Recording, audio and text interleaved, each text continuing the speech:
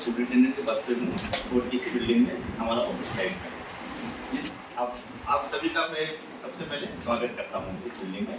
अभी 1-to-1 अपन coordination बैठाएंगे, आप लोगों के क्वेश्चंस होंगे उसके आंसर्स देंगे हमारे ऑफिसर्स, और जो भी आपको जानकारी चाहिए उसके भी बारे में आपको अवगत कराया जाएगा। ठीक है, तो आप लोग केंद्रीय विद्यालय क्रमांक 2 मतलब एयरपोर्ट वाला। तो ये जो आप आज विजिट कर रहे हैं ये कस्टम्स डिपार्टमेंट की एक इकाई है। इसको ICD ही बोला जाता है, इनलैंड कंटेनर्स डिपो।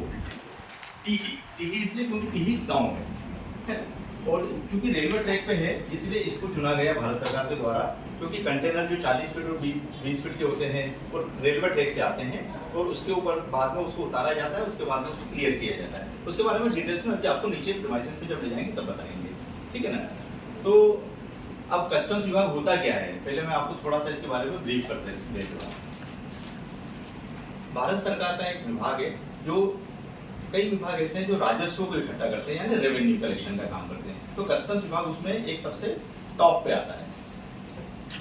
रेवेन्यू का मतलब होता है इनकम। जैसे अपने घर में तनख्वाह आती है वैसे भारत सरकार को भी पैसा चाहिए अपना देश चलाने के लिए, तो कस्टम्स उसमें एक बहुत महत्वपूर्ण भूमिका निभाता है। सबसे टॉप जो रेवेन्यू कलेक्शन का काम है कस्टम्स और सेंट्रल एक्साइज विभाग करता है। सेंट्रल एक्साइज अलग है और कस्टम्स अलग है। तो अभी अपन कस्टम्स विभाग में बैठे हैं, स्पेसिफिकली कस्टम्स बोलते हैं इसको। ठीक है, अच्छा ये बिल्डिंग का पहले मैं आपको ब्यौरा दूँ।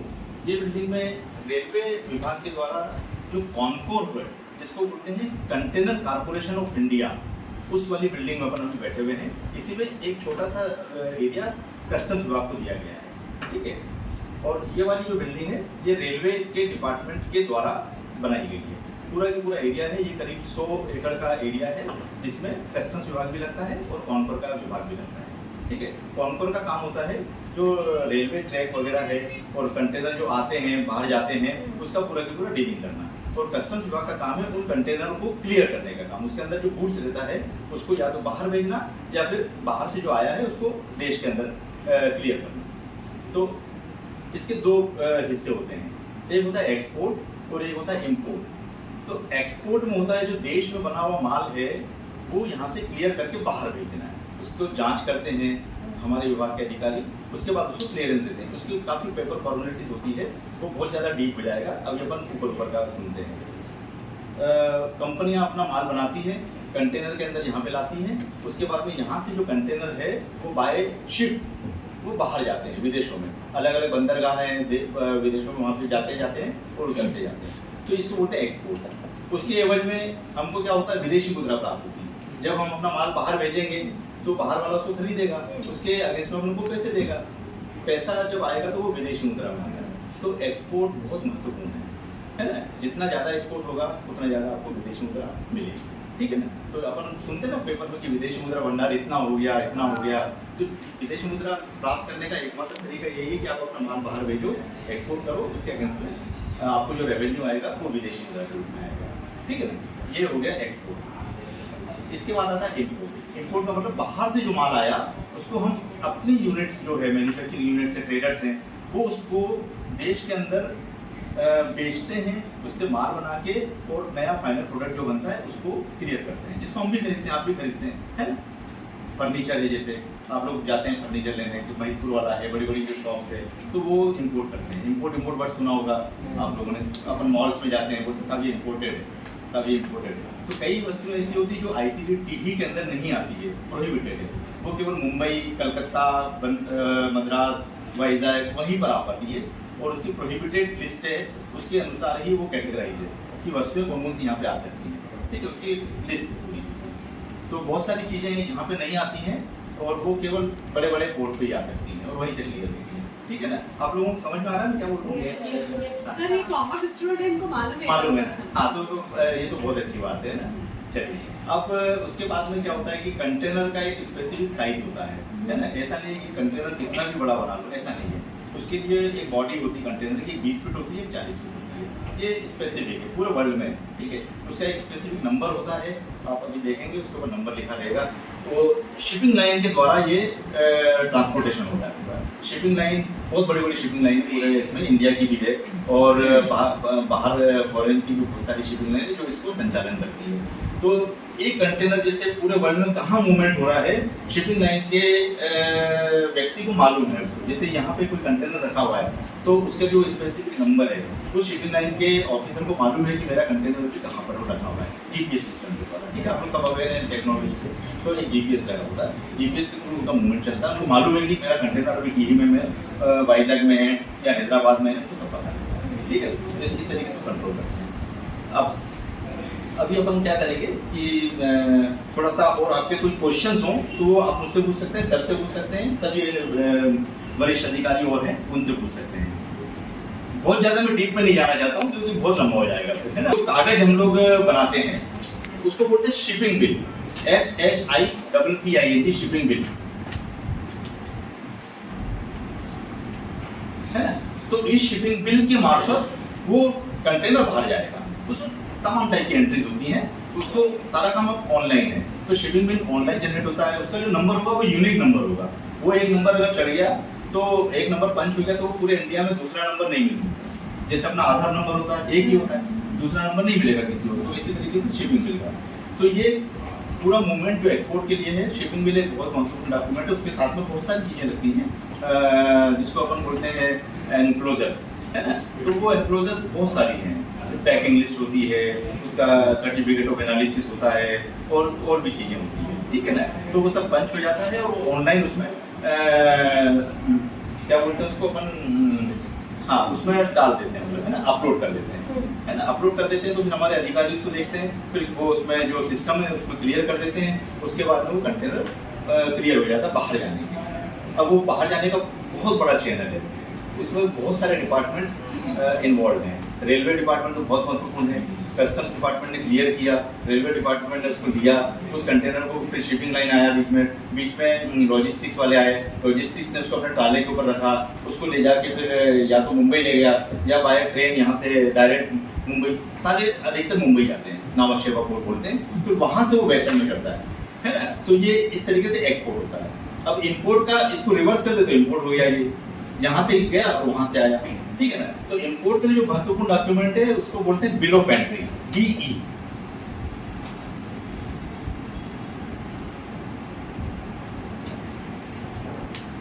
बिल ऑफ एंट्री, ठीक है।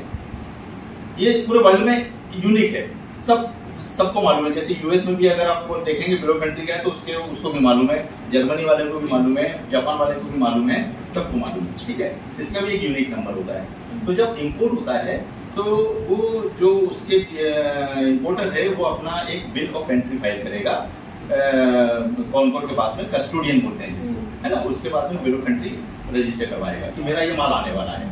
माल आया, अभी कस्टम्स डिपार्टमेंट बीच में नहीं आया इसमें, अभी वो बिल ऑफ एंट्री लेके और उसको वो करेगा पूरे उसमें एंट्रीज करके उसको कस्टोडियन को बोलेगा कि मेरा ये माल आया है। तो उसके बाद में फिर वो बिल ऑफ एंट्री का रजिस्ट्रेशन होगा, गुड्स का रजिस्ट्रेशन जिसको बोलते हैं, फिर उसको एक निर्धारित एक नंबर दे दिया जाएगा, वो अपने आप से ऑटो आता है वो, ठीक है।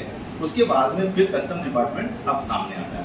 अब कस्टम्स डिपार्टमेंट का काम ये है कि वो बिल ऑफ एंट्री लेके जो इम्पोर्टर हमारे पास में आया ऑनलाइन, है ना, तो हम उसको देखेंगे, जांचेंगे, परखेंगे। पहले देखते हैं कि उसमें क्या क्या चीज़ है, अगर कोई प्रोहिबिटेड है तो उसको वहीं की वहीं रोक लिया जाता है क्योंकि इसको हम जांच करेंगे, है ना। उसके बाद देखेंगे कि क्या ये सही है कि नहीं है, देश में खपने लायक है कि नहीं है।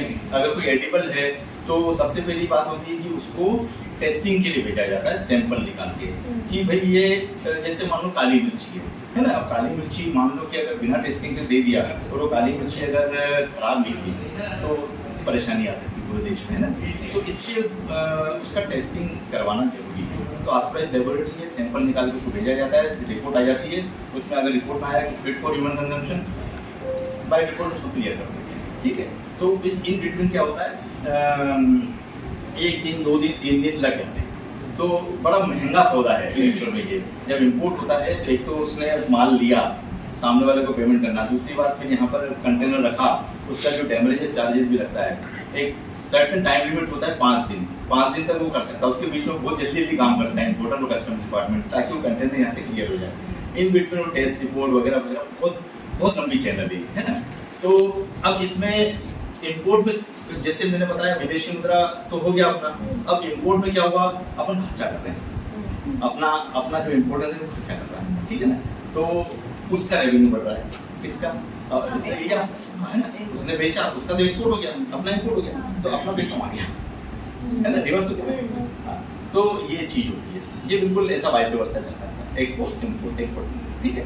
तो ये वही 40 फीट कंटेनर 20 फीट कंटेनर उसी में माल आता है, वही रेलवे के द्वारा आएगा, हम लोग देखेंगे उसको है ना, फिजिकली उसको दरवाजा खोलते हैं। अच्छा, इसमें एक महत्वपूर्ण चीज है, सारे कंटेनर जब कंटेनर के दरवाजे को बंद करते हैं तो उसमें एक सील लगती है, तो सील बड़ी यूनिक होती है, वो वन टाइम सील बोलते हैं, वो है ना वन टाइम सील, वो चीज वो ऐसी होती है कि अगर एक बार उसको लगा दिया ना तो अपन उसको खोल नहीं सकते, फिर उसको काटना होता है, और एक बार सील कट गई तो वो खत्म होगी, ठीक है ना। कि आप लोग फिजिकली इसको देखेंगे, उसके बाद में क्या होता है कि वो सील एक बार कट गई तो सारी जवाबदारी कस्टम्स की हो गई, कस्टम्स के ऑफिसर ने सील काट दी, तो अब वो है ना इम्पोर्टर और जो कस्टम अधिकारी है पूरा की पूरा उनके उसमें कस्टडी में है वो चीज, ठीक है ना।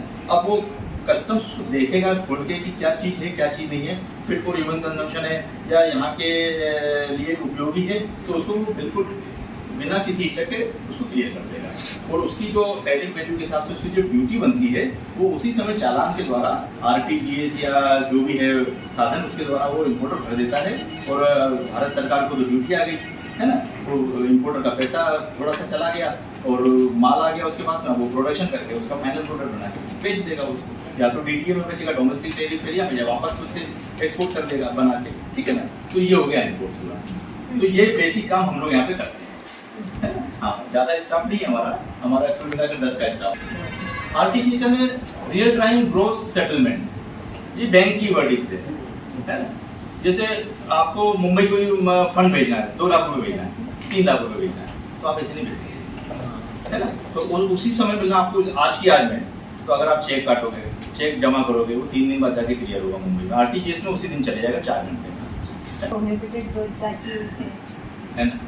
मैं बहुत शॉर्ट में बताता हूँ ना, प्रोहिबिटेड में जैसे आर्म्स एंड एम्यूनिशन है ना, जिसको बंदूक देख सकते, ठीक है, और एनिमल कुत्ता बिल्ली ये नहीं खा सकते, ठीक है। अगर कोई आदमी का वहाँ पे पूरा हो गया है, वो वहाँ पे काम करने गया सरकारी अधिकारी या 5 साल पूरे हो गए और उसके पास में कोई कुत्ता हो लेके आने मांगता है, उसकी तमाम टाइप की कंडीशन है, उस कंडीशन को फुलफिल करेगा तो वो लेके आ सकता है ऐसा। और हाँ ड्रग्स नहीं ला सकते, ठीक है, बिल्कुल प्रोहिबिटेड है, मतलब आप उसके ऊपर चर्चा ही नहीं करना आपको, तो ऐसी फहरिस्त है, वो आप भी देख सकते हैं है ना, हम जो फहरिस्त देखते हैं वो फहरिस्त आप भी देख सकते हैं गूगल पर भी, आगे रूल्स में प्रोहिबिटेड लिस्ट है, तो उसमें देख सकते हैं, पहले रूल 2016 है, उसमें आप सर्च करेंगे तो प्रोहिबिटेड क्या-क्या आइटम है वो उसमें लिस्ट हाँ लिस्ट ऑफ आइटम्स है जो नहीं ला सकते है ना, ऐसे आप देखते जाएंगे वो सारी। अगर किसी कंटेनर में मिल गई प्रोहिबिटेड है तो उससे क्या होता है, उसको हम कॉन्फिस्केट करते हैं, जैसे हमने देख लिया मैंने मतलब 5 दिन अपने पास, 5 दिन के बाद डेमरेज चार्जेस शामिल हो जाएगा, हमारे ऊपर भी जवाबदारी आती है कि आप इतने दिन क्या कर रहे थे, तो 5वें दिन से 6वां दिन नहीं होना, 6वां दिन होना तो हमको जवाब देना पड़ता है। तो उसमें अगर प्रोहिबिटेड गुड्स मान लो कि मिल गया है ना, अब उसको देखा कि भैया ये तो प्रोहिबिटेड है, इम्पोर्टर को हम लोग ये देते पर्सनल लेनी क्या ये आप बताइए, तो वो आता है हमारे पास में, वो एडमिट कर देता है कि हाँ सर ये मेरा गुड्स है, वो क्लेम इसको क्लेम करना, क्लेमेंट बन गया, अब क्लेमेंट है सामने, तो आइदर टू री-एक्सपोर्ट दैट गुड और उसको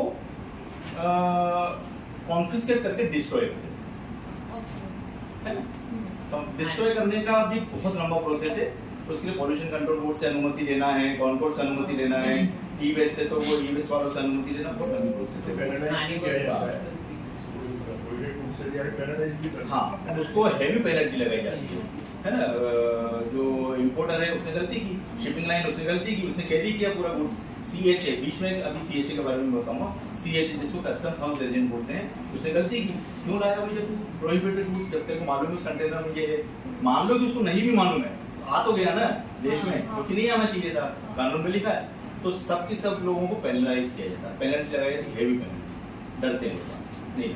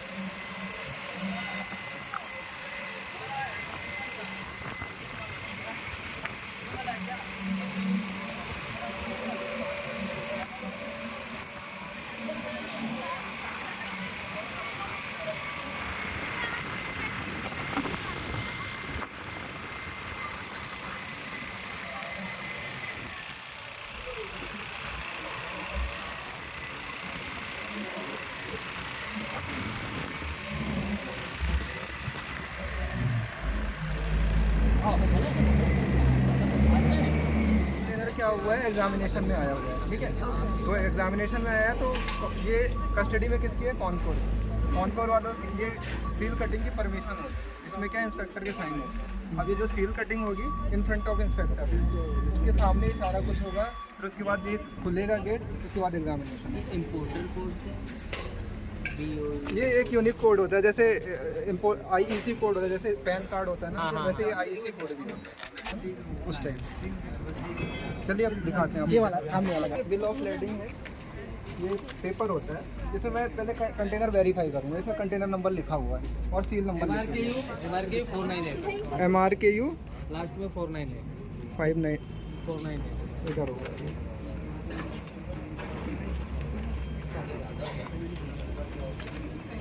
कंटेनर नंबर मिल गया, इसके करस्पॉन्डिंग सील नंबर लिखी हुई। अब वहाँ से सील वेरीफाई करेंगे। सील बोलिए सर। लास्ट में 061 पूरा बोलिए पूरा। 22 हाँ 95 हाँ 061।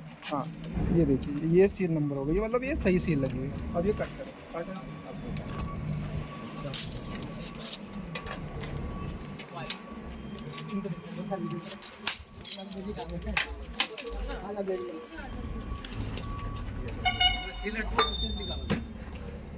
बाबू नीचे से सील लिखा होगा।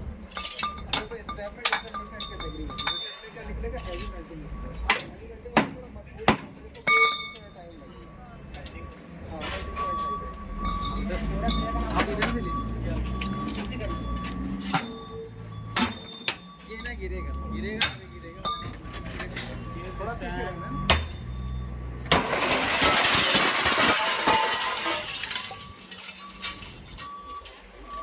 अभी जैसे दिख रहा है,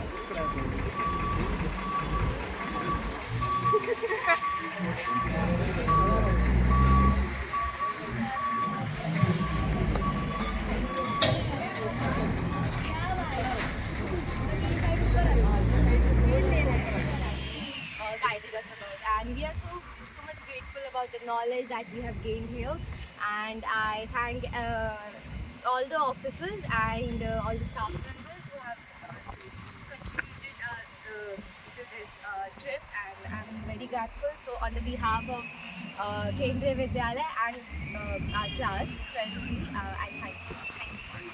Thank you so much. और वो लोड कैसा है, तो कंटेनर के अंदर क्या होता है, वेयर हाउस कंफिस्केटेड एरिया देखा जहाँ पे वो कंफिस्केटेड गुड्स रखते हैं, उधर बहुत वेयर हाउस कैसे चढ़ता है, कैसे उतरता है, यहाँ पे कैसे बिल्डिंग होती है, वो चढ़ के सीधा जहाज में चल जाएगा। स्क्रैप भी देखा, जो स्क्रैप इम्पोर्ट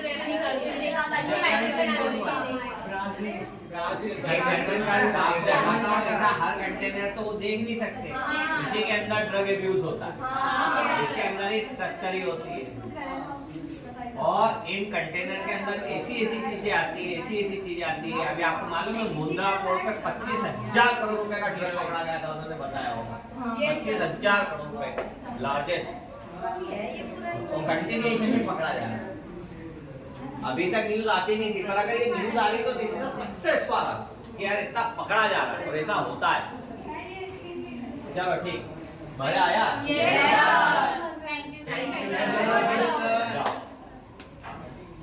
Clips go. अरे